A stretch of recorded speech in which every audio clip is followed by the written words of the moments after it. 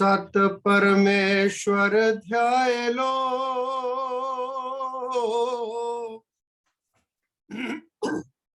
जो आद अंत सहाई, मंगत दुर्लभ जगत में, सिमरन साहेब वड्याई। सत परमेश्वर ध्याय लो, जो आद अंत सहाई, मंगत दुर्लभ जगत में, सिमरन साहेब वड्याई।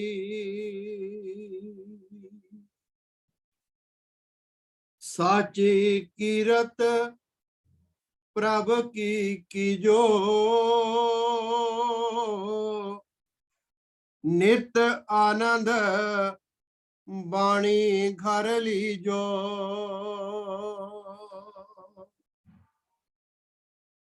सत बाणी में सुरत लगाओ,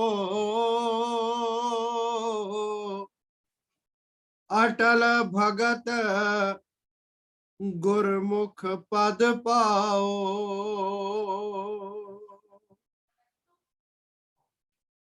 प्रभ की आज्ञा में सब विस्तारी, आज्ञा बूझ परम सुखकारी।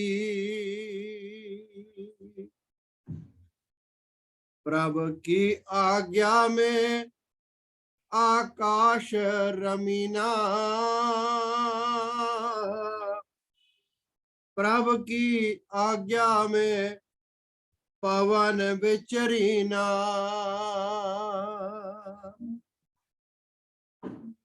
प्रभ की आज्ञा में बुध परगासै,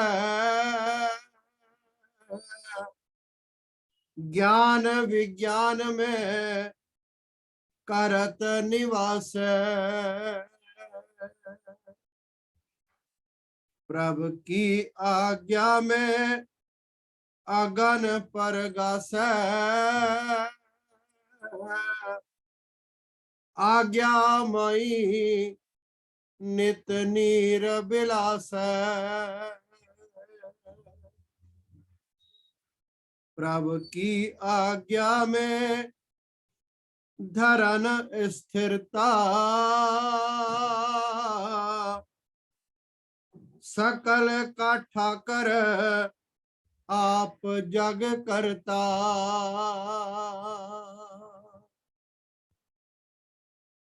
पांच तत्व का विचरत भयो, सर्व का स्वामी आप थियो। हेल मेल तत्वों का होई, अनक भात करम प्रगटोई। कर्म का कर्ता मन मुखता धारी, ये अज्ञान नित करे ख्वारी। अधिक संकट माया दुखकारी, कर्म का बांधा जून बहुधारी। खिमा गरीबी मन आन समाई, दुर्मत जाल सहजै बिन साई। प्रभ आज्ञा में जीवन जीवै, गुरमुख रसना बिरला जन पीवै। सकल देही के कर्म को अंतर मन से त्याग। मंगत आज्ञा प्रभ माई।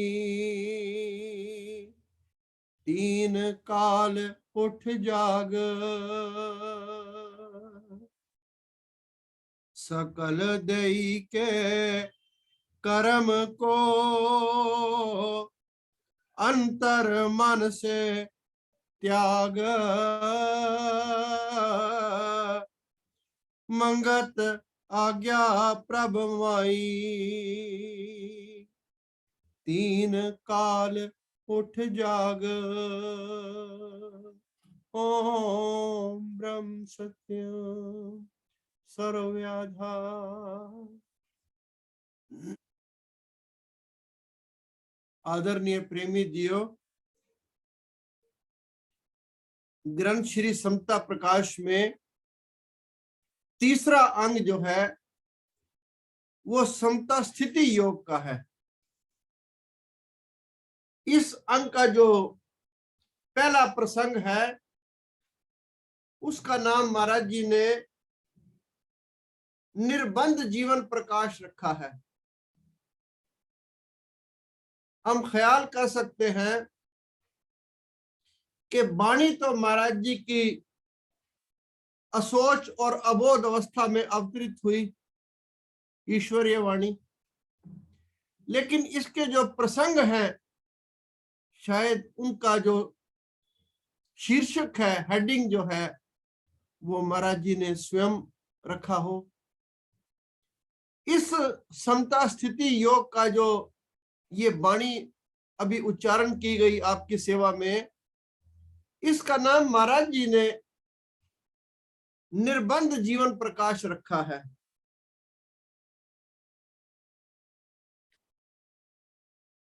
अब जीव तो ये बंधन में है और बंधन से मुक्त के लिए मानुष का चोला है। महाराज जी इस वाणी में फरमान करते हैं, पहले सबसे जो पहला दुआ महाराज जी ने उच्चारण फरमाया, सत तत् सर्व आधार है, नित नित करो विचार, मंगत जीवन निर्बंध होवे, घट अगम ज्योत उजियार।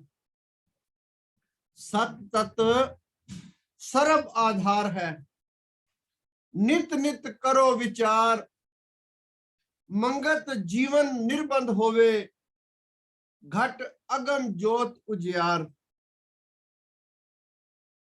पांच तत्वों के हेल मेल से मेरा ये शरीर बना। पृथ्वी, जल, वायु, आकाश, अग्नि, इनके मिश्रण से मेरा शरीर बना। इस मिश्रण में जब तक वो सत तत्व नहीं विराजा, जब तक वो शामिल नहीं हुआ, तो जीवन आरंभ नहीं हुआ, जीव का जीवन नहीं आया उसमें। और जब वो तत्व निकल गया, बस फिर भी ये माटी का पुतला है। वो सार तत्व है। महाराज फरमान करते हैं कि सत तत्व सर्व आधार है। जो बाकी तत्व हैं इनसे शरीर बना, लेकिन जो सार तत्व है, सत तत्व है, वो ईश्वर स्वयं है, वो सर्व आधार है। हर एक जीव का वो आधार है और स्वयं वो निराधार है। उसको किसी आधार की, किसी आश्रय की जरूरत नहीं है। वो स्वयं निराधार है, मगर सबका आधार वही है। महाराज फरमान करते हैं, इस बात को ना तो नित नित करो विचार। हर वक्त इस बात का विचार करो कि इस शरीर के अंदर जो वो सत्तत्व है वो निराधार है और मेरे जीवन का आधार वही है। इस बात को बार बार विचार करो, हर घड़ी हर लम्हा। इससे क्या फायदा होगा? मंगत जीवन निर्बंध होवे, घट अगम ज्योत उजियार। इस बात के बार बार विचार करने से जो मेरा जीवन बंधन में है और बंधन दर बंधन जकड़ा हुआ है, इस बात का विचार करने से कि सार तत्व तो वही है, सब तत्व भी वही है, इसका विचार करने से महाराज फरमान करते हैं कि प्रेमी जी, आपका जीवन निर्बंध हो जाएगा, बंधन मुक्त की ओर आपका कदम उठ जाएगा। घट अगम ज्योत उजियार। ज्योत तो आपके अंदर जल रही है, क्योंकि मन तो ज्योत स्वरूप है, अपना मूल पहचान। ज्योत अंदर जल रही है, आत्मा में परमात्मा मौजूद है, बस इसका साक्षात करना है, उसकी ओर निगाह करनी है।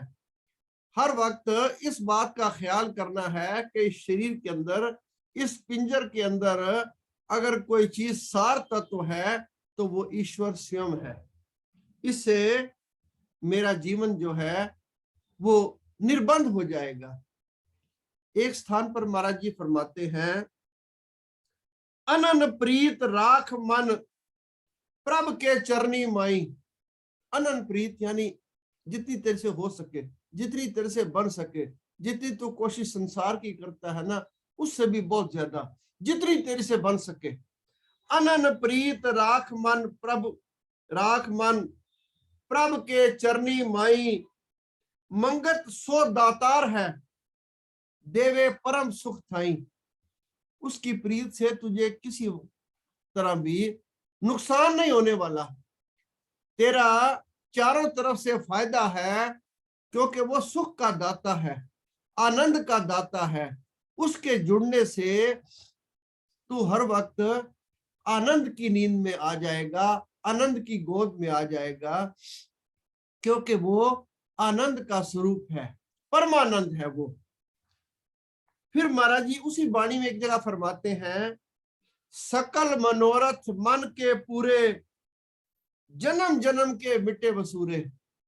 उसकी याद करने से यानी उसका सिमरन करने से तेरे जन्म जन्म के जो रोग है ना वो कट जाएंगे, और तेरे जो संसार के स्वार्थ के तेरे मन में ये फुरने उठ रहे हैं, ये भी वो प्रभु कृपा करेंगे कि जहां तक जायज है वो पूरे हो जाए। अब महाराज जी की जो वाणी आज श्रवण किया आपने, महाराज फरमान करते हैं, सत परमेश्वर ध्याये लो, जो आद अंत सहाय। और कोई चीज तेरी सहायता नहीं कर सकती, लेकिन वो परम पिता परमात्मा ऐसी शख्सियत का मालिक है कि वो हर घड़ी हर लम्हा हर वक्त 3 काल वो तेरी सहायता करने वाला है। तू बस उसका मुरीद हो जा, तू अपने मन को उसके चरणों से जोड़ ले। फिर महाराज फरमान करते हैं, मंगत दुर्लभ जगत में सिमरन साहिब वडियाई। इस संसार में एक जगह महाराज जी ने फरमाया कि संसार में दुर्लभ पदार्थ क्या है, तो समता विलास में महाराज जी ने उसका उत्तर दिया कि कामिल गुरु की प्राप्ति। यहाँ पर महाराज फरमान करते हैं, मंगत दुर्लभ जगत में सिमरन साहिब वडियाई। एक तो उसका सिमरन, और जब सिमरन तू ना कर रहा हो तो उसकी वडियाई करता रहे। उसके वडियाई की अगर तू शुरुआत कर देगा तो तेरा मन आनंद के द्वार में प्रवेश कर जाएगा। कैसे? साची कीरत प्रभ की कीजो। कीरत भी उसके गुणगान को कहते हैं। मैं आपकी सेवा में एक निवेदन कर दूं कि संतों की वाणी का कोई भी अध्याय आप खोल लें, वो येन केन प्रकरण हर प्रकार से आपको ईश्वर के चरणों से जोड़ने का प्रयत्न करेंगे, चाहे वो सिमरन के द्वारा, चाहे मालिक की वड्याई के द्वारा या उसके कीर्तन के द्वारा, उसके गुणानुवाद के द्वारा, आप कहीं भी देख लें, अनंतो गत्वा, आखिर में महाराज जी आपको ईश्वर के चरणों से जोड़ने का प्रयत्न करेंगे कि किसी ना किसी तरह इसका जो टांका है वो उधर जुड़ जाए। हम तो टांका जोड़ते ही नहीं ना, और जुड़ा हो तो उसको तोड़ने की कोशिश करते हैं। पर सत्पुरुषों का सारा जो कोशिश है, प्रयत्न है कि किसी तरह ये शिष्य, ये जीव उस परमात्मा के चरणों से जुड़ जाए। साची कीरत प्रभ की कीजो।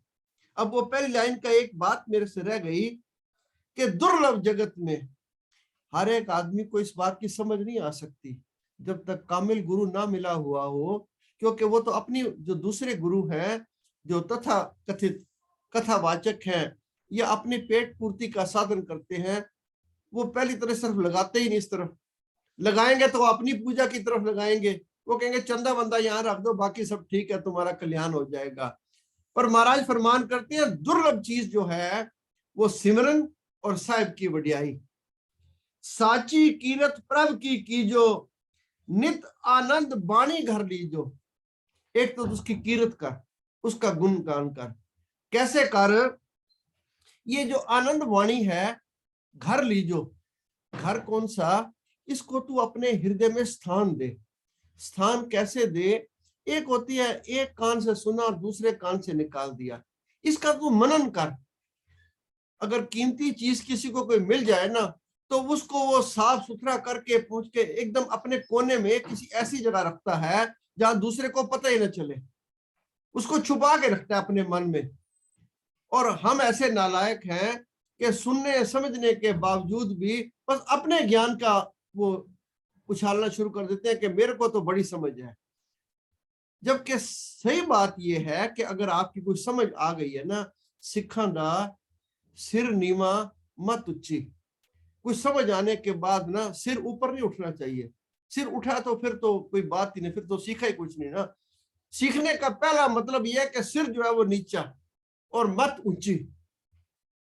फिर महाराज फरमान करते हैं सत वाणी में सुरत लगाओ। अगर तुझे ये विश्वास हो गया ना कि ये वाणी सत्य है, ये ईश्वरीय वाणी है, तो अपनी सुरती को इसमें जोड़ दे, इसमें गहरा गोता लगा, तुझे एक से एक मोती मिलेगा। ये वाणी नित्य नवीन है। आज पढ़ोगे इसके और मायने निकलेंगे, कर पढ़ोगे और मायने निकलेंगे। और जितनी जितनी आपकी श्रद्धा बढ़ती जाएगी, उतने इतने इसके गहरे मायने आपको मिलते जाएंगे। क्योंकि जो अच्छे मोती हैं वो समुद्र की तह में होते हैं, गहराई में होते हैं, ऊपर नहीं तैर रहे होते। इसलिए इस वाणी को जब आप सुनो ना, तो महाराज कहते हैं इस वाणी में सुरत लगाओ। फिर उसका क्या फायदा होगा? महाराज जी साथ साथ ना ये भी बता देते हैं, अटल भगत गुरमुख पद पाओ। उससे आपकी भक्ति जो है अटल हो जाएगी, भक्ति में आपका विश्वास हो जाएगा। फिर उससे क्या फायदा होगा? फिर महाराज फरमाते हैं गुरमुख पद पाओ।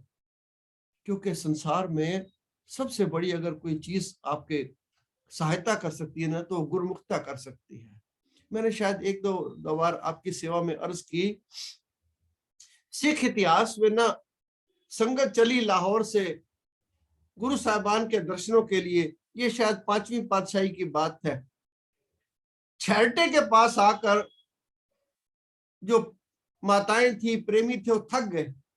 उन्होंने कहा अब आगे नहीं चला जाता, सुबह का सफर करेंगे तो जो बाकी 10 किलोमीटर रह गए हैं वो सुबह हरमंदर साहब पहुंच जाएंगे और गुरु साहबान के दर्शन करेंगे। महाराज जानी जान थे, उनको पता चला कि संगत चली और थक गई है, वृद्ध प्रेमी भी हैं, माताएं भी हैं। उन्होंने अपनी धर्म पत्नी को आदेश दिया कि एक बड़ी सी वल्टोई ना दूध की, उसको गर्म करो। अब बड़ी सी वल्टोई दूध को गर्म किया, गर्म करने के बाद सिर पर रखा और महाराज स्वयं छैटे पहुंच गए। संगत थक गई थी, लेट गई थी, एक एक को जगाया। जब सबको जगाया और उनको गरम गरम दूध पिलाया, अब दूध पीने से कुछ उनमें जान आई और फिर नींद आ गई। अब जब दूध खत्म हो गया तो उन्होंने देखा वृद्ध प्रेमी कौन कौन से हैं। तो एक वृद्ध प्रेमी के चरण उन्होंने पकड़ लिए, उसके गोडे और उसके पांव दबाने शुरू कर दिए। जब वो उनके पांव दबा रहे थे ना, तो उस वृद्ध प्रेमी को बड़ा आनंद आया, उसको थोड़ी राहत मिली। तो उसके मन से निकला, होवे ना होवे तो कोई है सच्चा गुरमुख है। उनकी आंख से अश्रुधारा बह निकली कि आज मैं गुरमुख हो गया, और वो खुशी से चिल्लाए कि आज मैं सच्चा गुरमुख हो गया हूं। तो मेरे महाराज फरमान करते हैं कि अगर तू वाणी में सुरत लगाएगा, अपने आप को डुबोएगा, भाव विभोर कर लेगा, और तो कुछ महाराज मांगते ही नहीं ना, अकल तो बख्शिश करने वाले हैं, मुझे तो अपने भाव प्रकट करने हैं। तो अटल भक्ति मिलेगी, अटल भक्ति मिलेगी तो गुरमुख पद प्राप्त होगा। कितना ये फायदे का सौदा है। अब इस पर हम विचार करते रहा करें। फिर महाराज फरमान करते हैं, प्रभ की आज्ञा में आकाश रमीना, प्रभ की आज्ञा में पवन बिचरीना।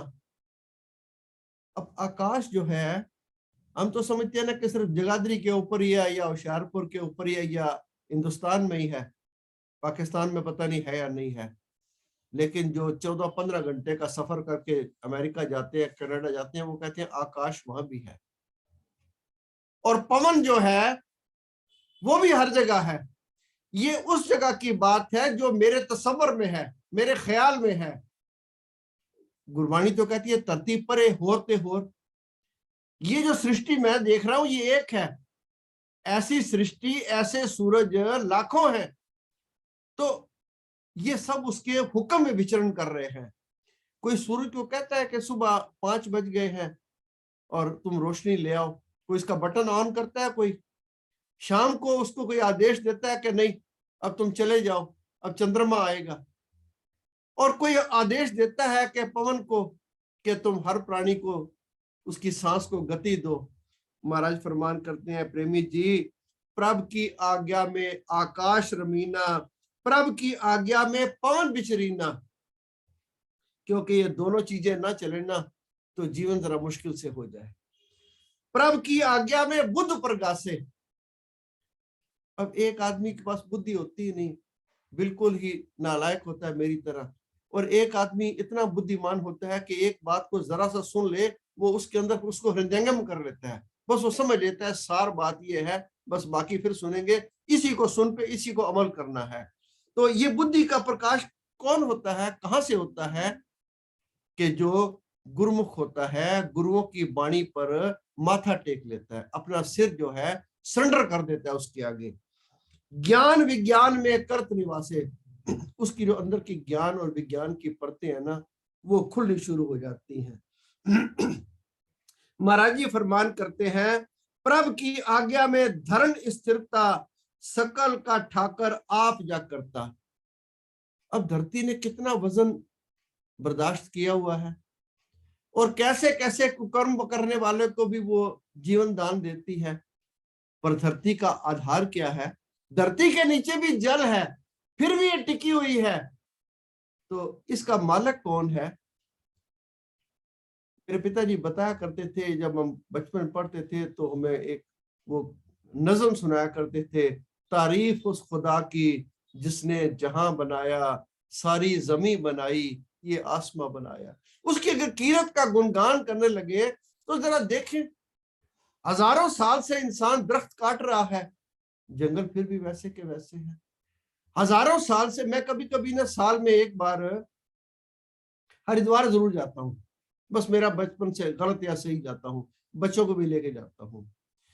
जब वो पुल क्रॉस करते हैं ना, जहां से हर की पौड़ी से अगला पुल है, तो मैं खड़ा होकर अपने पोतों को पूछता हूँ कि पिछली बार जब हम आए थे तब भी ये जल इतनी गति से बह रहा था, और 1 साल बाद हम आए हैं, उससे पहले भी आए थे तब भी जल बह रहा था और उसी गति से बह रहा था। क्या रात को ये पानी आना बंद हो जाता है? सुबह 5 बजे उठते, कभी कभी हम ऐसी जगह ठहरते थे, वहां से हम एकदम सीधे गंगा को देख लिया करते थे कि पानी बह रहा है। तो रात को 12 बजे भी उठ के देखो तो पानी ऐसा ही बह रहा है। ये मेरे जीवन की बात नहीं है, मेरे दादा परदादा पुरखों के उससे भी पहले से कब से गंगा बह रही है। कितना जल बह रहा है, कहां से आ रहा है, कहां जा रहा है।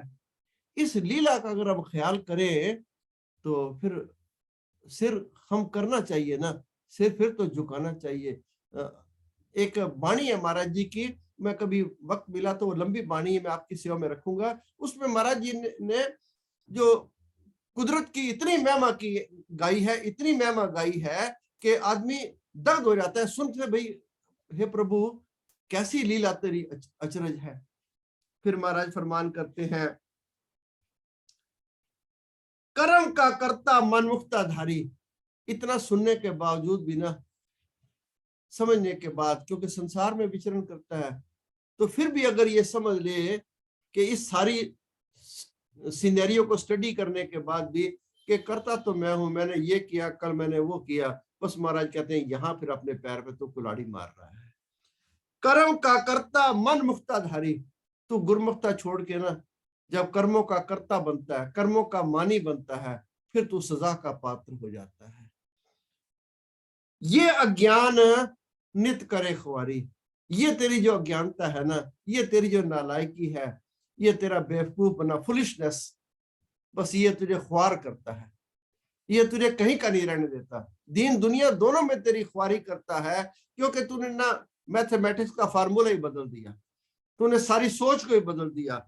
क्योंकि कर्ता कारण करता जान के मन की चिंता त्याग, मंगत दे पिंड जिस दिया रहो चरण तिस लाग। जिसने कहते हैं कि मुर्दे को प्रभ देते हैं, कपड़ा लकड़ी आग, जीवत नर चिंता करे ताके घने अभाग। कारण करता जान के मन की चिंता त्याग, मंगत दे पिंड जिस दिया रहो चरण तिस लाग। कारण करता वही है, बस जिस वक्त तू अपनी मदाखलत कर लेता है ना कि मैं हूं, फिर वो कहता है भाई ठीक है, तू निपट ले, तू जान और तेरे कर्म जाने। महाराज फरमान करते हैं, इसका फिर इलाज भी महाराज जी बता रहे हैं, समय को देख लो। इसका फिर जो हमने गलती खा ली ना बीच में थोड़ी सी, महाराज अगली लाइन में दुरुस्ती कर देते हैं। हमारी दुरुस्ती क्या है? खिमा गरीबी मन आन समाई। अगर तेरे मन में ऐसे विचार आए ना कि मैं करता हूं, और फिर तूने वाणी दोबारा सुन ली, तो एक तो क्षमा और एक गरीबी। गरीबी ये नहीं धन की गरीबी, गरीबी ये है कि तू अपने आप को सबसे नीचा मानना शुरू कर दे, तू अपने आप को सबसे छोटा मानना शुरू कर दे। तू जब अपने आप को अक्लमंद मानता है, अपने आप को बलशाली मानता है, धनवान मानता है ना, बस फिर तेरी गिरावट शुरू हो जाती है। तू दीन गरीबी बंदगी जब चित आई समाए, बस तू इसका विचार किया कर, फिर ये तेरा इलाज है। खिमा गरीबी मन आन समाई, दुर्मत जाल सहजे बिनसाई। जो तू नेट में फंस गया था ना दुर्मति के, तो महाराज कहते हैं जब तू अपने आप को गरीबी में ले जाएगा, दीनता में ले जाएगा और निमाणा होके प्रार्थना करेगा, तो वो जो जाल है ना जिस दुर्मति का, तू उससे बाहर आ जाएगा। सकल देई के कर्म को अंतर मन से त्याग। तू न करता होने की जो तेरी अकड़ है ना, इसको छोड़ दे। मंगत आज्ञा परम माई, तीन काल उठ जाग। बस हर वक्त तेरा पाना मीठा लागे, और तू करता सर्व तेरी आज्ञा। इसमें ना तू विचरण करना शुरू कर दे। महाराज जी कृपा स्वयं कर ही रहे हैं, और अगर तू सिर नीवा, जितना सिर नीचा करेगा उतनी वहां से कृपा बढ़ती जाएगी। ओम ब्रह्म सत्यम सर्ववाद।